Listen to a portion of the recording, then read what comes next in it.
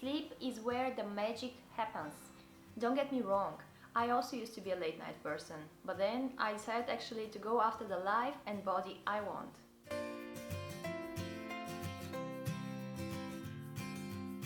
Hello socials, and welcome back to the Fit Sense, where we come together to help you achieve the body of your dreams.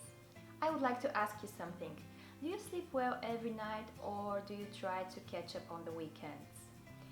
If you're not getting enough quality sleep and you keep telling yourself that you're a night owl, you might find yourself craving and eating some sugary and salty fatty foods. And while you're not in your bed during nighttime, the calories from those sugary salty fatty foods are actually sewing your clothes tighter and tighter and tighter. Those little bastards. Good quality sleep affects all aspects of life: productivity, mood, how successful you're gonna be. And if you really want to be the master of your life, let me explain you why you might think about improving your sleep and how you actually are going to do it step by step. Poor sleep doesn't affect fat loss directly that much, but indirectly it has a mighty power. And let's be more specific.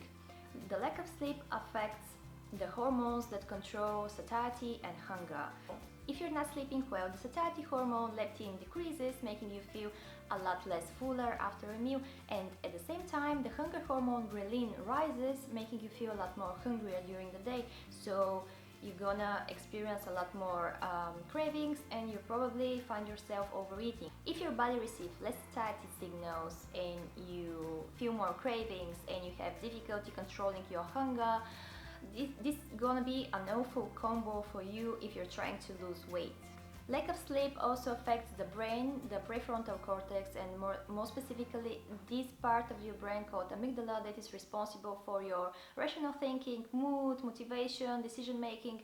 And if they're negatively affected, you probably assume that you're going to make more wrong decisions, you're going to give yourself to your cravings, and you probably are not going to be that motivated about your fitness goal.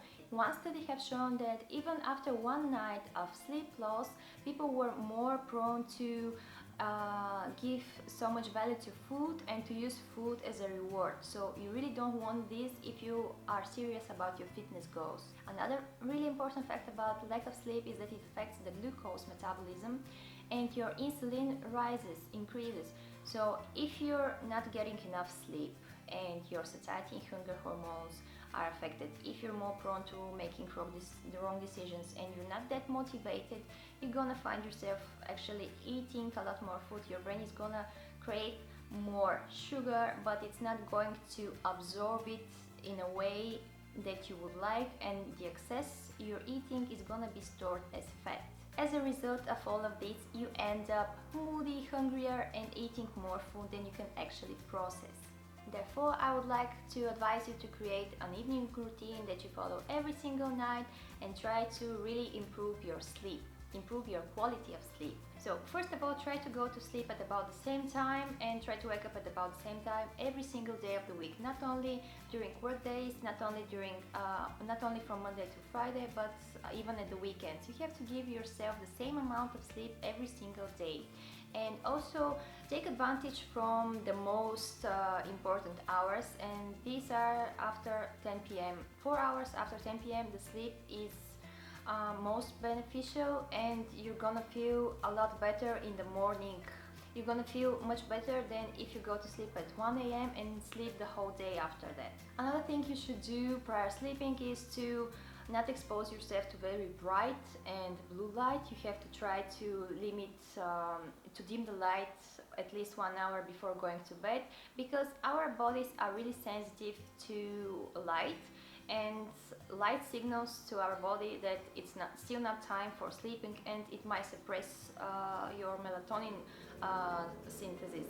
And also we are all day long exposed to blue light because of how our computers work, laptops, tablets, everything, phones, and blue light also suppresses the production of melatonin, so you definitely want to switch them off and to keep them out of your bedroom. The bedroom is the place where you only sleep, yeah, and the other thing, but mostly sleep, and you don't want to have some electronic devices there. You might also want to limit your caffeine intake until noon at about 12 a.m. so you won't experience any disruptions later in the day. You might also want to limit your water intake about 2 hours before going to bed, because you also don't want to go to the bathroom just because you have too much liquids.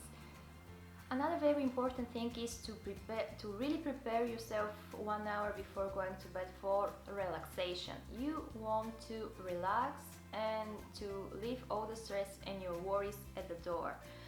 You might meditate, you might read a book, you might take a warm bath, you might listen to some really relaxing and nice music.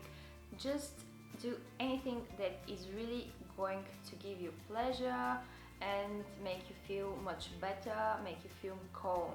You might think about getting some white noise device, because it's proven that white noise is really relaxing and very good for sleep. At last, you might think about some supplementation and taking magnesium and melatonin. If you are a very avid fitness enthusiast and you feel a little bit tighter, magnesium magnesium calms the nervous system and your muscles.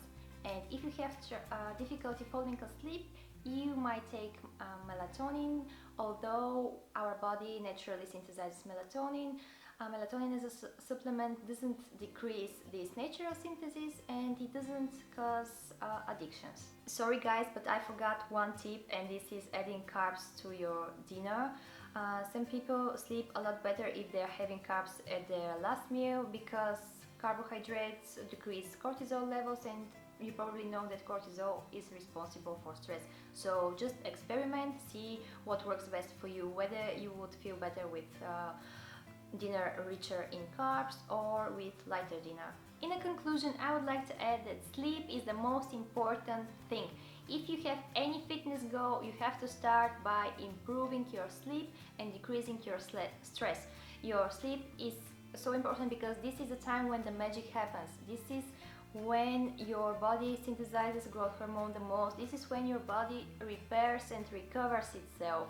And there are people who have lost the excess weight only by improving their sleep.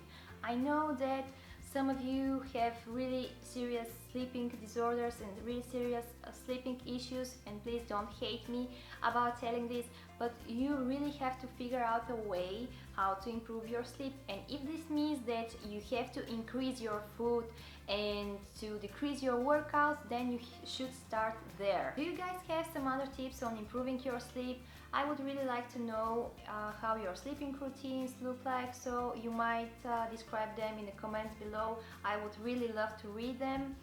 And that's all for today. I appreciate having you as usual, and make sure you're